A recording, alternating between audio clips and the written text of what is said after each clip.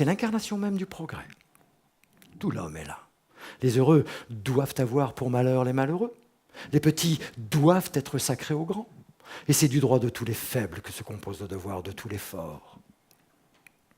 Je veux les peuples grands, je veux les hommes libres, je rêve pour la femme d'un avenir meilleur, je rêve même d'une monnaie continentale à double base métallique, ayant pour point d'appui le capital Europe tout entier, et pour moteur l'activité libre de 200 millions d'hommes.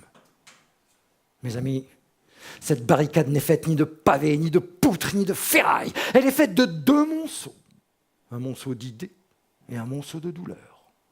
La misère y rencontre l'idéal. Nous n'avons pas le temps de nous haïr. Nous sommes frères par la vie, égaux par la naissance et par la mort, et libres par l'âme. Frère, le temps n'est plus où j'écoutais mon âme se plaindre et soupirer comme une faible femme. Mon ami Lamartine rêve d'un monde plus beau, et moi, Victor Hugo, j'ai les mêmes idéaux. Sur cette bannière rouge et sur ce drapeau blanc, et puisque dans tes veines coule du sang bleu, l'oriflamme tricolore ne sera plus néant. Fasse que ces trois couleurs nous rapprochent de Dieu. Bleu, blanc, rouge, ma patrie est partout où rayonne la France. Bleu, blanc, rouge, et son génie éclate avec un siècle d'avance. République et poète, nous voilà sœurs et frères, sur cette barricade d'inspiration divine. Tu vas te faire au peuple devenir populaire. Un jour, nous serons prêts, comme le rêve Lamartine. Bleu, blanc, rouge, tous les hommes vont entendre ce cri. Bleu, blanc, rouge, le mien est liberté, et c'est là mon pays. Voyez-vous, vis-à-vis de la société, je vois clairement deux faits distincts. L'éducation et l'instruction. L'éducation, c'est la famille qui la donne. L'instruction, c'est l'État qui la doit. De là cette évidence que si l'éducation peut être religieuse, l'instruction doit être laïque. En effet, sur cette terre d'égalité et de liberté, tous les hommes respirent le même air et le même droit. Avez-vous voté? Oui. Vous avez épuisé votre droit. Tout est dit. Quand le vote a parlé, la souveraineté s'est prononcée. Il n'appartient pas à une fraction de défaire ni de refaire l'œuvre collective. Vous êtes citoyen. Vous êtes libre. Votre heure viendra. Sachez l'attendre. En attendant, parlez, écrivez, discutez, enseignez, éclairez, éclairez-vous, éclairez les autres. Vote. Ne te bats plus.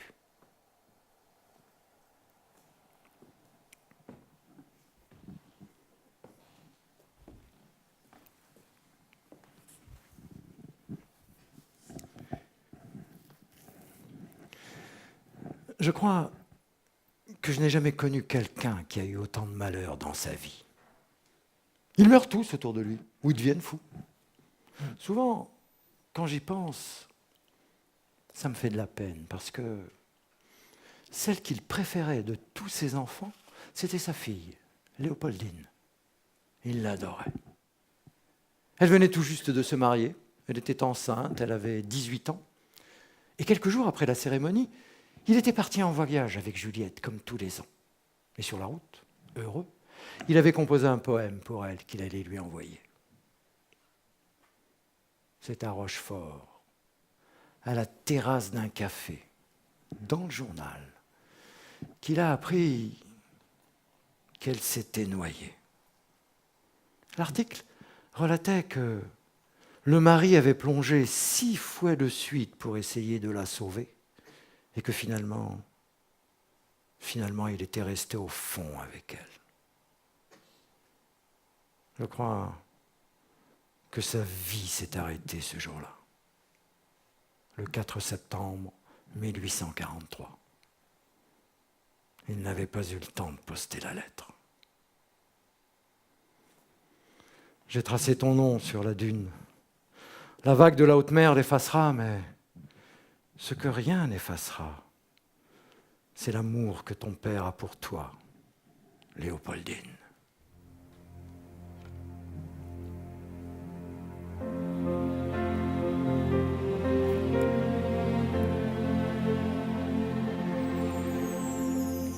Demain, dès l'aube, à l'heure où blanchit la campagne, je partirai, vois-tu, je sais que tu m'attends. J'irai par la forêt, j'irai par la montagne. Je ne puis demeurer loin de toi plus longtemps. Je marcherai les yeux fixés sur mes pensées, sans rien voir au dehors, sans entendre aucun bruit. Seul, inconnu, le dos courbé, les mains croisées, triste. Et le jour pour moi sera comme la nuit. Aimer, c'est plus que vivre. Aimer, c'est plus que vivre. Laissez-moi lui parler, incliné sur ses restes, le soir quand tout se tait, comme si dans sa nuit, rouvrant ses yeux célestes, cet ange m'écoutait. Aimer, c'est plus que vivre. Aimer, c'est plus que vivre. Maintenant, mon Dieu, que j'ai ce calme sombre, de pouvoir désormais voir de mes yeux la pierre où je sais que dans l'ombre elle dort pour jamais. Je ne regarderai ni l'or du soir qui tombe, ni les voiles au loin descendant vers Harfleur.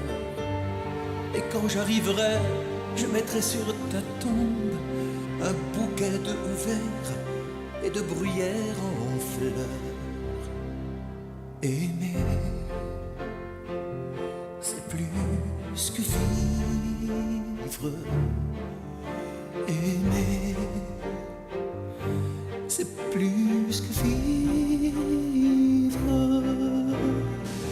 Laissez-moi lui parler, incliné sur ses restes, le soir quand tout se tait, comme si dans sa nuit, rouvrant ses yeux célestes, cet ange m'écoutait. Aimer, c'est plus que vivre. Aimer, c'est plus que vivre.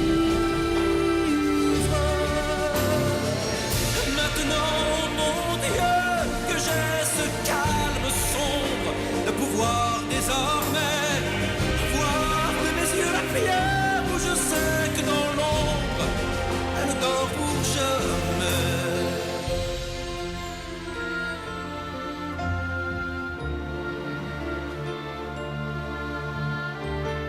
Voir de mes yeux la pierre où je sais que dans l'ombre elle dort pour jamais.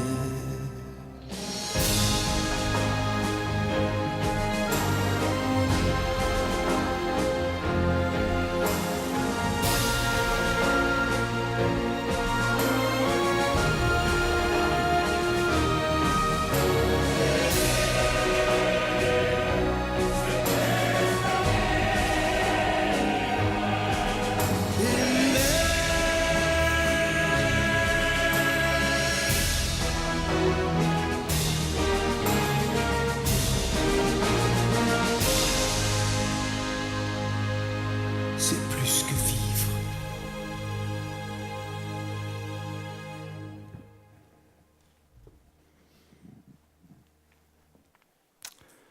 Après la mort de sa fille, Hugo est un homme brisé. Il n'a plus goût à rien. Juliette le pousse à finir Les Misérables. Il lui faudra 20 ans. Elle s'était attachée à son roman, peut-être encore plus que lui.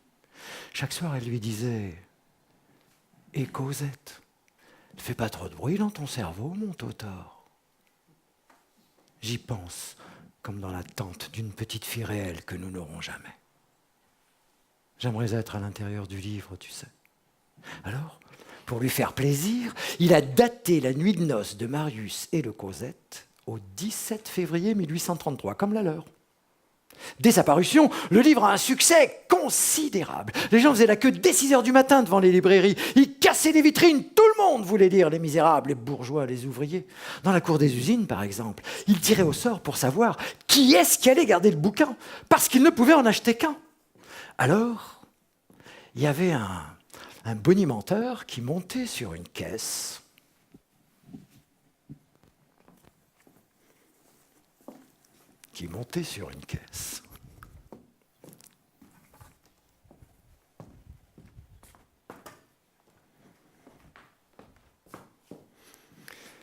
Tant qu'il y aura sur la terre ignorance et misère, des livres de la nature de celui-ci pourront ne pas être inutiles. Approchez. Hey, formez le rond pour l'édition des Misérables. Allez, tirez au sort, ça vaut de l'or. Les Misérables. Vas-y, le gros Léon, prête-nous ton chapeau et laisse-moi y mettre tous les numéros. Celui qui tirera le numéro 17, c'est lui qui emportera l'édition complète. Vous y verrez. Cosette, les Chandeliers, Jean Valjean et Fantine. Fantine. Allez, que l'assistance tente sa chance pour Les Misérables.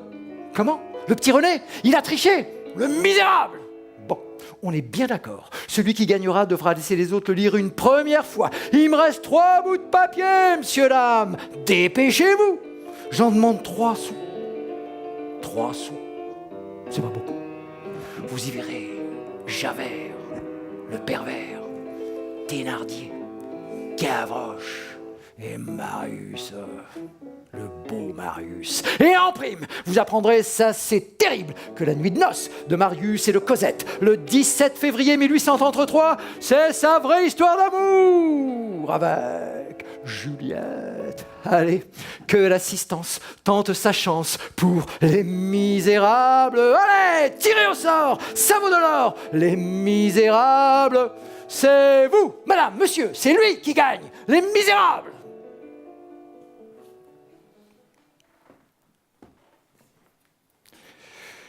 Au lieu de se faire réélire démocratiquement, c'est le 2 décembre 1851 que Napoléon III va faire son coup d'État. La veille, à l'Assemblée, voyant venir le coup, Hugo avait déclaré « Ce que nous demandons à Monsieur le Président responsable de la République, ce que nous attendons de lui, ce n'est pas qu'il tienne le pouvoir en grand homme, mais qu'il le quitte en honnête homme. Nous avons eu Auguste, aurons-nous Augustule? Nous avons eu Napoléon le Grand, aurons-nous Napoléon le Petit? Moi qui pensais que ce nom ne pouvait pas se rapetisser, je crois que j'ai vraiment eu tort. » Ça lui a pas plu du tout à Napoléon. Dès le lendemain, il a fait placarder des affiches dans tout Paris, avec la tête d'Hugo, mort ou vif, 25 000 francs. Quand il a vu l'affiche, il a simplement dit « Ah, je croyais quand même que je valais plus que ça. » C'est à ce moment-là que Juliette lui sauvera la vie en sauvant la malle du manuscrit des Misérables et en lui procurant un faux passeport pour fuir en Belgique, à Jersey et puis à Guernesey. La proscription est dure, la calomnie noire, la vie loin de la patrie est une insomnie lugubre. Un peu de ruine, un peu d'exil. Qu'importe si la fin est bonne pour toi, peuple, pour toi, France.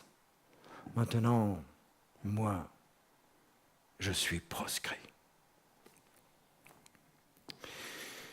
Il ne le sait pas encore, mais cet exil va durer 19 ans. Mais finalement, à Guernesey, il est très heureux. Il a repris ses petites habitudes. Il enseigne le français à sa manière, à des petites bonnes qui viennent d'Angleterre. Juliette habite juste en face de chez lui. Tous les matins, elle lui fait un petit signe pour voir s'il a bien dormi. Enfin, s'il a bien dormi là. Ce qu'il aime par-dessus tout, c'est être pris en photo, posé devant l'objectif de son fils Charles. Vous savez, ces fameuses séries de photos sur le rocher des exils, il en a fait beaucoup, il a adoré ça. Toutes les semaines, il avait pris l'habitude de servir à manger à une quarantaine d'enfants pauvres. Je crois qu'avec sa grosse barbe, il leur faisait un peu peur. Bien entendu, les années passent. Louis-Napoléon permet aux proscrits de rentrer en France. Bien entendu, Hugo refusera. S'il n'en reste qu'un, je serai celui-là. Quel dommage. Quel dommage que je n'ai pas été exilé plus tôt. J'aurais fait des choses pour lesquelles je sens que le temps va me manquer. Le 14 juillet 1870, j'ai planté un arbre. Enfin, j'en ai planté 5 parce que j'avais peur qu'il ne pousse pas. Le chêne des États-Unis d'Europe. Ce jour-là, la guerre éclatait. Dans 100 ans, mon arbre sera grand et la paix régnera sur l'Europe. L'Europe entière, la paix universelle. C'est tout cela que nous avons voulu. Et nous l'aurons. Laissons tomber la nuit sur les hommes de nuit. La fin des guerres ne s'obtient que par la fin des haines. Le sang se lave avec les larmes, pas avec le sang. Il devient nécessaire d'appeler l'attention des gouvernements européens sur un fait tellement petit à ce qu'il paraît, que les gouvernements semblent ne point l'apercevoir. Ce fait, le voici. On assassine un peuple. Où ? En Europe. Ce fait a-t-il des témoins ? Un témoin. Le monde entier. Nous allons étonner les gouvernements européens en leur apprenant une chose, c'est que les crimes sont des crimes, c'est qu'il n'est plus permis à un gouvernement ou à un individu d'être un assassin, c'est que l'Europe est solidaire, c'est que tout ce qui se fait en Europe est fait par l'Europe, c'est que s'il existe un gouvernement bête fauve, il doit être traité en bête fauve. C'est qu'à l'heure qu'il est, tout près de nous, là, sous nos yeux, on massacre, on incendie, on pille, on extermine, on égorge les pères et les mères. C'est qu'on brûle les familles dans les maisons. C'est que telle ville, Balak par exemple, est réduite en quelques heures de 9000 habitants à 1300. C'est que les cimetières sont encombrés de cadavres qu'on ne peut enterrer. On ouvre les femmes grosses pour leur tuer les enfants dans les entrailles. C'est qu'il y a dans les places publiques des tas de squelettes de femmes ayant la trace de l'éventrement. C'est que les chiens mangent dans les rues le crâne des jeunes filles violées. C'est que tout cela est horrible. Voilà les choses qui se font en Serbie. Où s'arrêtera-t-on ? Quand finira le martyre de cette nation ? Ce qui se passe en Serbie démontre la nécessité des États-Unis d'Europe. Finissons-en avec les empires meurtriers, muselons les despotismes et les fanatismes. Est-ce donc si difficile la paix ? Ce que les